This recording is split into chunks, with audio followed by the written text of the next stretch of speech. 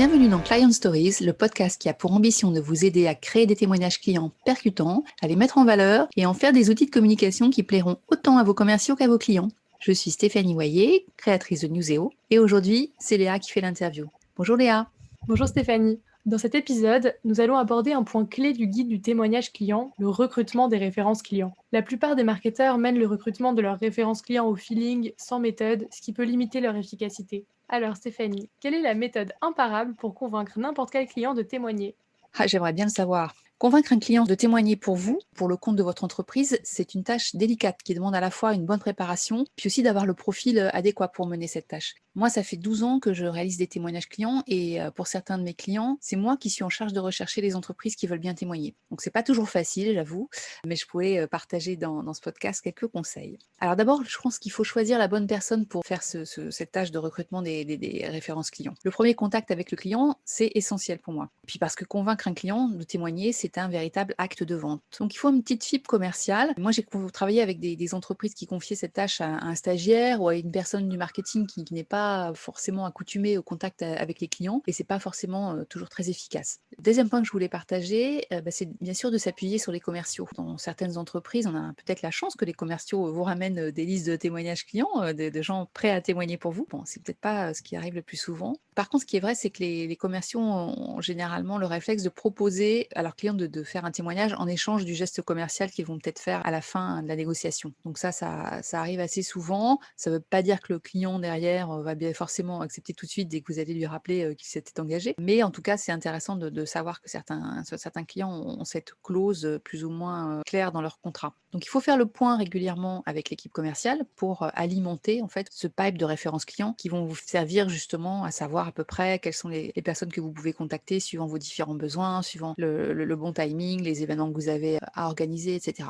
Alors, ce qui est aussi utile, c'est de participer aux réunions commerciales pendant lesquelles les commerciaux font le point sur le trimestre écoulé, les QBR ou les réunions de planification de leur prochain trimestre, prochaine période, où là, ils vont pouvoir parler de ce qu'ils ont réalisé, des nouvelles références qu'ils ont signées, des points marquants parmi les derniers contrats. Et ça va vous permettre déjà de récolter pas mal d'informations sur les clients que vous pourrez plus tard contacter pour leur demander de témoigner. Après, bien sûr, c'est à vous de tenir les commerciaux informés de vos actions parce qu'il ne faut pas qu'ils aient aussi l'impression qu'ils ne maîtrisent plus la relation client. C'est vrai que ça m'arrive parfois d'avoir noué des relations avec des clients assez bonnes et des clients avec lesquels on fait plusieurs types de témoignages, on est régulièrement en relation. Et parfois, il ne faut pas oublier que derrière, il y a un commercial, il faut aussi le tenir informé de ce qu'on fait avec les clients au niveau du marketing.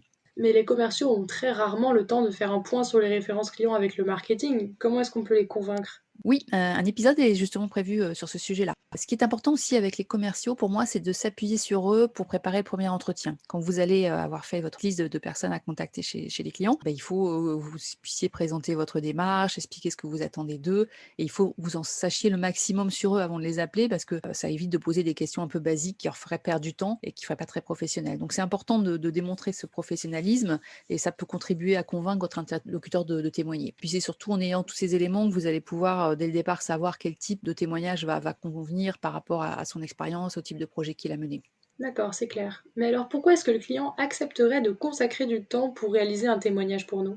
Alors c'est vrai qu'il faut que le client trouve de l'intérêt dans ce témoignage, donc il faut, valoriser ce témoignage auprès de lui parce que, ça peut être aussi un outil promotionnel pour votre client. On a, de plus en plus de personnes qui sont conscientes de l'importance du personal branding. Témoigner pour eux et être visible, ils savent que c'est bon pour leur image. Donc vous avez tout intérêt à leur montrer derrière quel relais vous ferez de ces témoignages, si vous allez poster sur les réseaux sociaux et puis leur montrer que vous allez, vraiment, mettre en valeur la marque, mettre en valeur leur projet. C'est important aussi pour rassurer, tous les décideurs, de ce témoignage. Généralement, il y a un service communication, en particulier dans les grandes entreprises, qui est impliqué avant que le client s'engage vraiment, à témoigner. Donc il faut montrer en quoi ce témoignage donnera une bonne image de l'entreprise et puis il montre aussi que vous allez vous attacher à être aligné avec leurs axes de communication.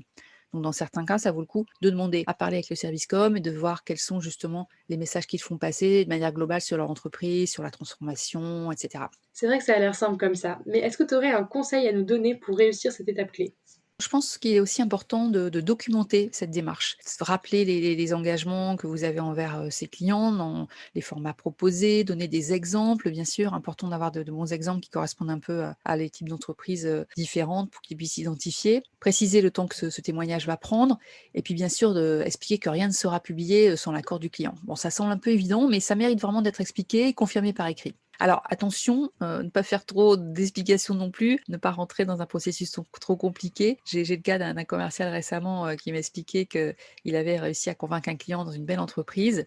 Et puis une fois qu'il a passé ce témoignage au marketing pour qu'il enclenche le processus, le marketing a envoyé un email extrêmement compliqué avec des tonnes de détails, des étapes, des process, etc. Ça a complètement démotivé le client et s'est dit qu'il allait y passer trop de temps. Donc il faut tomber dans le bon équilibre pour expliquer clairement comment ça va se passer sans que ça effraie le client, bien sûr.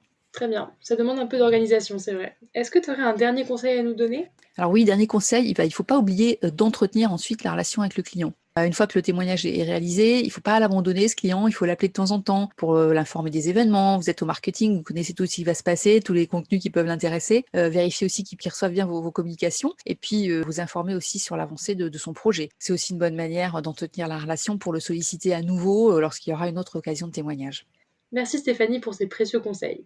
Si je résume les étapes de ta méthode, il faut d'abord trouver la personne avec le bon profil, un profil un peu commercial pour gérer cette tâche, céder des commerciaux, documenter sa démarche, préparer le premier entretien, valoriser le témoignage pour le client, rassurer celui-ci, mais ne pas oublier d'entretenir la relation avec le client même une fois le témoignage client réalisé.